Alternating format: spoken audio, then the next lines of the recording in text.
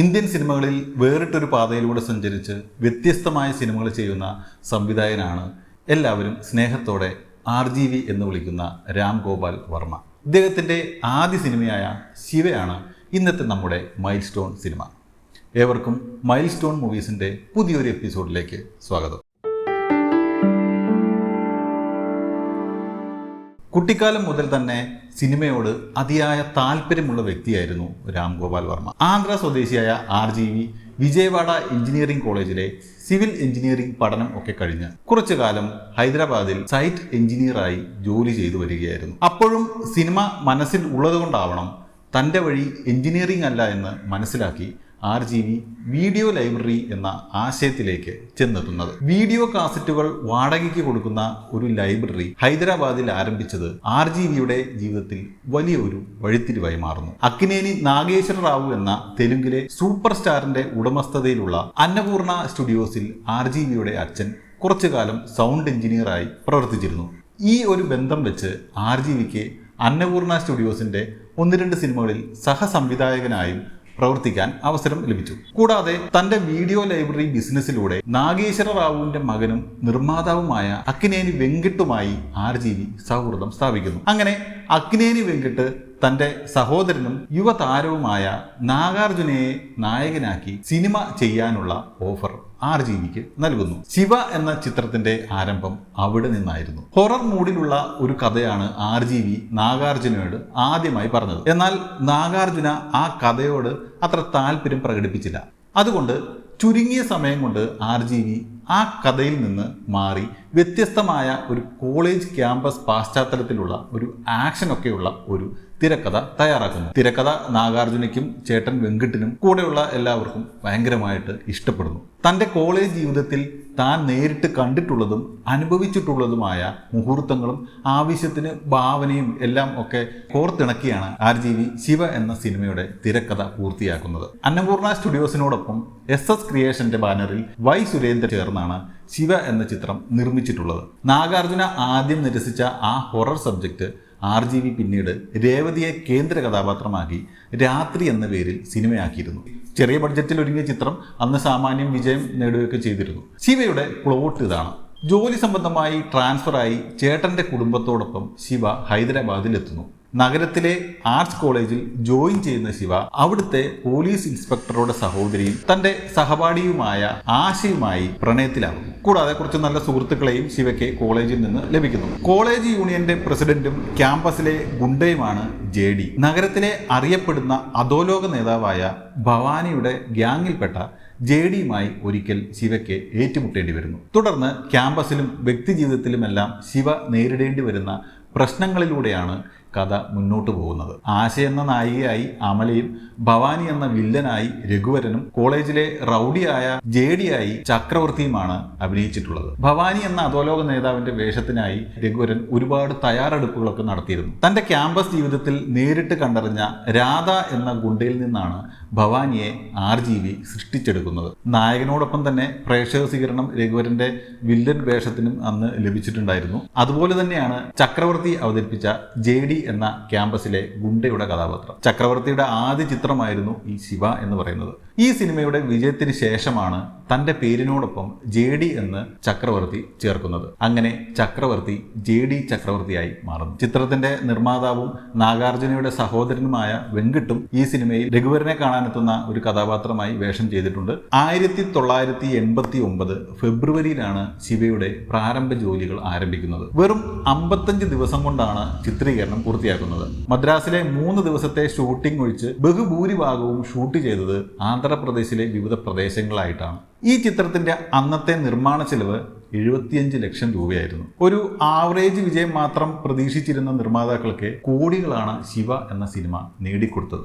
നൈസാം ഏരിയയിൽ നിന്ന് 1 കോടി രൂപ കളക്ഷൻ നേടുന്ന ആദ്യ ചിത്രം എന്ന ബഹുമതിയും ശിവ അങ്ങനെ സ്വന്തമാക്കി. തെലുങ്കിൽ ആ വർഷത്തെ ഏറ്റവും വലിയ കളക്ഷൻ നേടിയ ചിത്രങ്ങളിൽ മുൻനിരയിൽ തന്നെ ശിവ ഉണ്ടായിരുന്നു. ആന്ധ്രയിലെ പല തിയേറ്ററുകളിലും 175ഓളം ദിവസങ്ങൾ ശിവ നിറഞ്ഞ സദസ്സിൽ പ്രദർശിപ്പിച്ചു. 1990-ൽ IFFI ഇന്ത്യൻ പനോരമ വിഭാഗത്തിൽ ശിവ പ്രദർശിപ്പിക്കുകയുണ്ടായി. കൂടാതെ മികച്ച ചിത്രത്തിനുള്ള ഫിലിം ഫെയർ പുരസ്കാരവും ഉൾപ്പെടെ നിരവധി അംഗീകാരങ്ങളും ശിവയെ തേടിയെത്തി. ഉദയം എന്ന പേരിലാണ് തമിഴിൽ ഡബ് ചെയ്ത് ശിവ റിലീസ് ചെയ്തിരുന്നത്. ഈ സിനിമയുടെ മറ്റൊരു കൗതുകകരമായ കാര്യം എന്താണെന്ന് വെച്ചാൽ RGV ഈ കഥ ആദ്യം പറയുന്നത് K. രാഘവേന്ദ്ര റാവു എന്ന പ്രശസ്ത സംവിധായകനോടാണ്. എന്നാൽ RGVയുടെ തിരക്കഥയുടെ സ്വഭാവത്തിൽ നിന്നും വ്യത്യസ്തമായ സിനിമകൾ ചെയ്യുന്ന വ്യക്തിയാണ് അദ്ദേഹം. അതുകൊണ്ട് തന്നെയാണ് അവർ തമ്മിൽ ഒന്നിച്ചില്ല. ശിവ രാംഗോപാൽ വർമ്മയുടെ ആദ്യ ചിത്രമാണെങ്കിലും ഇളയരാജ, തോട്ടധരണി, സുന്ദരം മാസ്റ്റർ, S. ഗോപാലറെഡ്ഡി തുടങ്ങി ഒരുപാട് പ്രഗത്ഭരായ ആളുകളാണ് കൂടെ പ്രവർത്തിച്ചിട്ടുള്ളത്. അതെല്ലാം ചിത്രത്തിന്റെ വലിയൊരു വിജയത്തിന് സഹായിച്ചിട്ടുമുണ്ട്. ശിവയുടെ സംഭാഷണം എഴുതിയത് പ്രശസ്ത നടനും എഴുത്തുകാരനുമായ തനിക്കല്ല ഭരണിയാണ്. അല്പം ഹ്യൂമർ രീതിയിലാണ് ഭരണി ആദ്യം സംഭാഷണങ്ങൾ എഴുതിയതെങ്കിലും RGV പിന്നീട് അദ്ദേഹത്തിന്റെ കൂടെ ഇരുന്ന് തനിക്ക് വേണ്ട പോലെ സംഭാഷണം മാറ്റി എഴുതിക്കുകയാണ് ഉണ്ടായത്. നാനാജി എന്ന ശക്തമായ ഒരു വില്ലൻ വേഷവും ഭരണി ഈ സിനിമയിൽ അവതരിപ്പിച്ചിട്ടുണ്ട്. ശിവയുടെ സംഗീത സംവിധായകനായി RGV ആദ്യം മനസ്സിൽ കണ്ടിരുന്നത് കീരവാണിയായിരുന്നു. എന്നാൽ സംവിധായകന്റെ ആദ്യ ചിത്രം ആയതുകൊണ്ട് തന്നെ കുറച്ചുകൂടി സീനിയർ ആയിട്ടുള്ള ഇളയരാജ ആയിരിക്കും നല്ലത് എന്ന് കീരവാണി തന്നെയാണ് RGVയോട് പറഞ്ഞത്. അങ്ങനെയാണ് ഇളയരാജ ശിവയുടെ ഭാഗമായി മാറുന്നത്. മികച്ച 5 ഗാനങ്ങളും അതിഗംഭീര പാശ്ചാത്തല സംഗീതവുമാണ് ഇളയരാജ ശിവയ്ക്ക് വേണ്ടി ഒരുക്കിയിട്ടുള്ളത്. എന്നാൽ ശിവയ്ക്ക് ശേഷം മറ്റൊരു സിനിമയ്ക്ക് വേണ്ടിയും ഇരുവരും പിന്നീട് ഒന്നിച്ചിട്ടില്ല.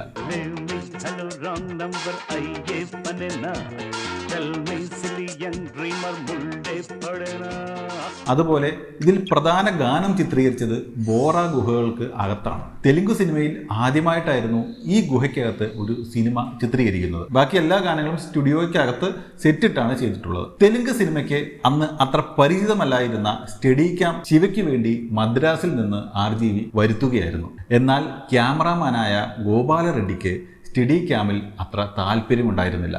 പക്ഷേ RGV സ്റ്റഡി ക്യാം വേണം എന്ന് നിർബന്ധം പിടിക്കുകയും അതിൽ തന്നെ ഉറച്ചു നിൽക്കുകയും ചെയ്യുന്നു. അന്ന് സ്റ്റഡി ക്യാം ഓപ്പറേഷന് വേണ്ടി ക്യാമറ ഡിപ്പാർട്ട്മെന്റിൽ പ്രവർത്തിച്ചവരിൽ ഒരാളായിരുന്നു പിന്നീട് പ്രശസ്തനായി തീർന്ന രാജീവ് മേനോൻ.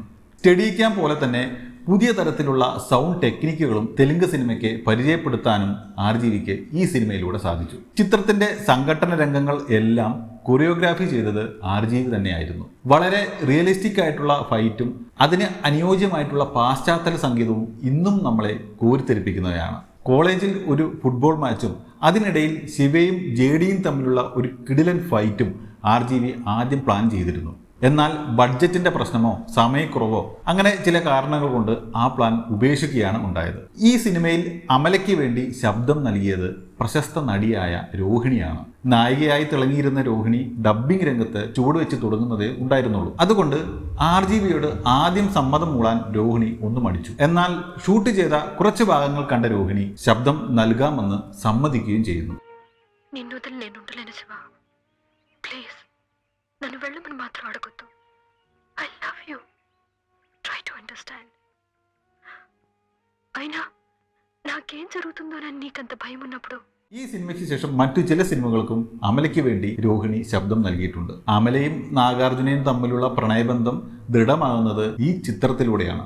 നാഗാർജുനയുമായുള്ള വിവാഹത്തെ തുടർന്ന് അഭിനയ രംഗത്ത് നിന്ന് ഇടവേളയെടുത്ത അമല അഭിമുഖങ്ങളിലെല്ലാം തൻ്റെ പ്രിയപ്പെട്ട ചിത്രങ്ങളിൽ ഒന്നായി ശിവയെ എപ്പോഴും എടുത്തു പറയാറുണ്ട്. അതുമാത്രമല്ല തൻ്റെ കരിയറിൽ ഒരു സംവിധായകൻ ഷോട്ട് ബൈ ഷോട്ടായി തിരക്കഥ വായിച്ചു തന്ന ആദ്യ സിനിമയായിരുന്നു ശിവ എന്നും അമല പറയാറുണ്ട്.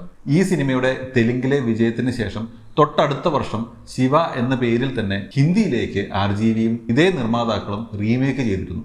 നാഗാർജുനെയും അമലയെയും രഘുവരനെയും JD ചക്രവർത്തിയെയും ഒഴിച്ച് ബാക്കി കഥാപാത്രങ്ങളെ അവതരിപ്പിച്ചത് ബോളിവുഡിലെ തന്നെ താരങ്ങളായിരുന്നു. പിന്നീട് തെലുങ്കിലെ പ്രശസ്ത സംവിധായകനായ പുരി ജഗന്നാഥ് 2 പതിപ്പിലും ചെറിയൊരു വേഷം അവതരിപ്പിച്ചിട്ടുണ്ട്. ഏകദേശം 1.25 കോടി രൂപയ്ക്കാണ് ഹിന്ദി പതിപ്പ് പൂർത്തിയാക്കിയത്. അവിടെയും ചിത്രം ഹിറ്റ് ചാർട്ടിൽ ഇടം നേടി. നായികയായ അമലയുടെ അവസാന ഹിന്ദി ചിത്രം എന്ന പ്രത്യേകതയും ശിവയുടെ ഈ ഹിന്ദി പതിപ്പിനുണ്ട്. നാഗാർജുനയുടെ 17ാമത്തെ ചിത്രമായിരുന്നു ശിവ. സംവിധായകനായ RGVയെ പോലെ തന്നെ നാഗാർജുനയുടെയും കരിയറിൽ സൂപ്പർ സ്റ്റാർഡത്തിലേക്കുള്ള ഒരു പ്രധാന പങ്കുവഹിച്ച സിനിമയാണ് ശിവ. സിനിമ റിലീസ് ചെയ്ത് 25 വർഷങ്ങൾക്ക് ശേഷം എക്സ്പ്ലോറിംഗ് ശിവ ആഫ്റ്റർ 25 എന്ന പേരിൽ ഒരു ഡോക്യുമെന്ററി RGV റിലീസ് ചെയ്തിരുന്നു. ശിവ റിലീസ് ചെയ്തിട്ട് 35 വർഷമായിട്ടും ഇന്നും ഈ സിനിമ ഒരു പാഠപുസ്തകമായി കരുതുന്നവരുണ്ട്. ആക്ഷൻ രംഗങ്ങളിൽ ശബ്ദത്തിനുള്ള പ്രാധാന്യം താൻ മനസ്സിലാക്കിയത് ശിവ എന്ന സിനിമ കണ്ടിട്ടാണ് എന്ന് രാജമൗലി പറഞ്ഞിട്ടുണ്ട്. ജൂനിയർ NTRനെ നായകനാക്കി താൻ ഒരുക്കിയ സ്റ്റുഡന്റ് നമ്പർ 1 എന്ന ചിത്രത്തിലെ ചില ആക്ഷൻ രംഗങ്ങൾ ശിവയിൽ നിന്നും പ്രചോദനം ഉൾക്കൊണ്ട് ചെയ്തതാണെന്ന് അദ്ദേഹം തുറന്നു സമ്മതിച്ചിട്ടുണ്ട്. ശിവ കണ്ടിട്ടാണ് താൻ ഒരു വലിയ നാഗാർജുന ഫാൻ ആയി മാറിയത് എന്ന് നടൻ കാർത്തിയും ഒരിക്കൽ ഒരു അഭിമുഖത്തിൽ പറയുകയുണ്ടായി. കോളേജിൽ വെച്ച് സൈക്കിൾ ചെയിൻ ഉപയോഗിച്ചിട്ടുള്ള ഒരു ആക്ഷൻ രംഗം യുവാക്കൾക്കിടയിൽ അന്ന് ഭയങ്കര ക്രേസ് ആയിരുന്നു. തമിഴ് നടനായ ഗണേഷ് വെങ്കട്ടരാമൻ ഒരിക്കൽ പറഞ്ഞത്, കുട്ടിക്കാലത്ത് ഈ സിനിമ കണ്ട ശേഷം വീട്ടിൽ ആരും കാണാതെ സൈക്കിൾ ചെയിൻ ബാഗിനകത്താക്കി സ്കൂളിൽ കൊണ്ടുപോകാറുണ്ടായിരുന്നു എന്നാണ്. ആ സൈക്കിൾ ചെയിൻ JD ചക്രവർത്തി സ്വന്തമാക്കിയെന്നും അദ്ദേഹം അത് സൂക്ഷിച്ചു വച്ചിട്ടുണ്ടെന്നും പിന്നീട് വാർത്തകളൊക്കെ വന്നിട്ടുണ്ടായിരുന്നു. 2005 മോഹിത് അഹ്ലാവത് എന്ന നടനെ നായകനാക്കി RGV ഹിന്ദിയിൽ വീണ്ടും ശിവ റീമേക്ക് ചെയ്തിരുന്നു. എന്നാൽ ആദ്യ ഭാഗം പോലെ ഒരു സൂപ്പർ ഹിറ്റ് ആവർത്തിക്കാൻ അദ്ദേഹത്തിന് സാധിച്ചില്ല. പിന്നീട് ഒരിക്കൽ ശിവയ്ക്ക് ഒരു 2ാം ഭാഗം ഒരുക്കാനുള്ള ആഗ്രഹം നാഗാർജുന RGVയോട് പറഞ്ഞിരുന്നു. ശിവയുടെയും ആശയുടെയും അന്നത്തെ ജീവിതവും അവരുടെ 2 മക്കൾക്കൊപ്പമൊക്കെയുള്ള ഒരു രസകരമായ സിനിമ. അമലയെ കൂടാതെ തന്റെ മക്കളായ നാഗചൈതന്യയെയും അഖിൽ അക്നിനെയും ഉൾപ്പെടുത്തിക്കൊണ്ടായിരുന്നു ആ സിനിമ നാഗാർജുന പ്ലാൻ ചെയ്തത്. പക്ഷേ ആ ചിത്രവും യാഥാർത്ഥ്യമായില്ല. തെലുങ്കിൽ മാത്രമല്ല, ഇന്ത്യയിലെ വിവിധ ഭാഷകളിൽ വ്യത്യസ്തമായ പരീക്ഷണ ചിത്രങ്ങൾ ഒരുക്കാനുള്ള പ്രചോദനവും ധൈര്യവും നൽകിയ സിനിമയായിരുന്നു ശിവ. ഒരുപാട് മികച്ച ചിത്രങ്ങൾ പിന്നീട് ഒരുക്കിയിട്ടുണ്ടെങ്കിലും രാം ഗോപാൽ വർമ്മ എന്ന സംവിധായകന്റെ മാസ്റ്റർ പീസായി എന്നും മുൻപന്തിയിൽ ശിവ ഉണ്ടാകും.